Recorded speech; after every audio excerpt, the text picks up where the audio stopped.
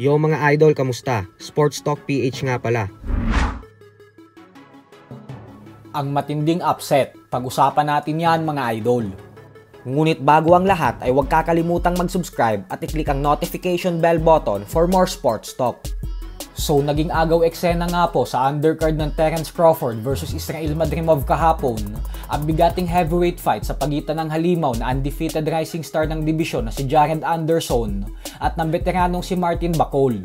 Bago mag-umpisa ang bakbakan ng dalawa ay kumbinsido ang karamihan na magtatagumpay si Anderson gawa ng may napakalinis itong undefeated record na 17 wins with 15 knockouts at walang talo. Subalit laking gulat nga po ng karamihan matapos itong talunin ni Bakol nang walang kahirap-hirap.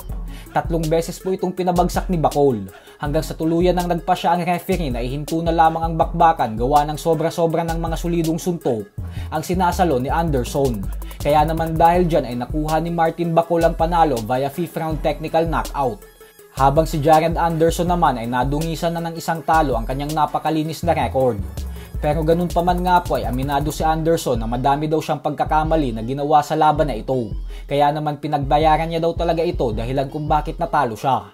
Subalit dahil umano may edad pa lamang siyang 24 anyos, kaya naman napakahaba pa umano ng panahon para makabawi siya sa pagkatalong ito at makabangon hanggang sa tuluyan siyang maging isang ganap na world champion. Sa kabilang banda naman mga idol ay dahil nga po nahirapan ng husto ang former pound for pound king Terence Crawford sa unang laban niya sa 154 pound junior middleweight division, kung saan bagamat nakuha niya ang panalo kontra sa former undefeated WBA world champion Israel Madrimov, ay maliwanag talaga na iniinda nito ang mga patamang suntok ni Madrimov. Siya ang dahilan kung bakit nakumbinsi ang mga fight fans na wag na daw dapat pang tumuloy si Crawford sa pinaplano nitong umakyat ng 168 pound super middleweight division para labanan ang unified world champion si Canelo Alvarez. Ayon sa mga boxing experts, ay kung nasaktan na umano si Crawford sa suntok ng junior middleweight division, ay di hamak umano na hindi nito kakayanin sa super middleweight. Panigurado daw kasi na knockout ang sasapitin nito sa kamay ni Canelo. Mas mabuti daw siguro na wag nang maghabol si Crawford sa Mexican superstar at bagkus gumawa na lang daw ito ng sarili niyang legasiya nang hindi ginagamit ang pangalan at kasikatan ni Canelo. Tiyak daw kasi na magsisisi lang si Crawford sa bandang huli kapag natikman na nito ang bagsik ng kamao ni Canelo.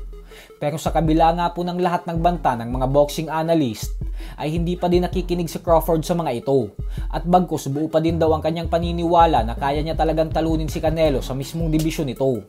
Naniniwala po kasi si Crawford na kahit umanong malakas ang kamao ni Canelo, ay tatalunin niya umano ito gamit ang kanyang boxing skills at talino pagdating sa ibabaw ng lona. So hanggang dito na lang po muna tayo mga idol.